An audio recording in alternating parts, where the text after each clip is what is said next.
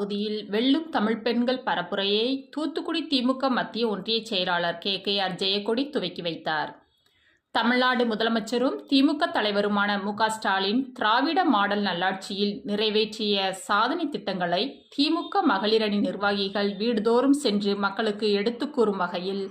வெல்லும் தமிழ் பெண்கள் பரப்புரையை திமுக துணை பொதுச் செயலாளர் கனிமொழி கருணாநிதி MP ஆலோசனையின் பேரில் தூத்துக்குடி திமுக தெற்கு மாவட்ட செயலாளரும் மீன்வளம், மீனவர் நலன் மற்றும் கால்நடை பராமரிப்புத்துறை அமைச்சருமான அனிதா ராதாகிருஷ்ணன், MC சண்முகையா MLA ஆகியோர் வழிகாட்டுதலின் பேரில் கோரம்பலம் பகுதியில் வெல்லும் தமிழ் பெண்கள் பரப்புரையை தூத்துக்குடி திமுக மத்திய ஒன்றிய செயலாளர் KKR ஜெயக்கொடி துவக்கி வைத்தார்.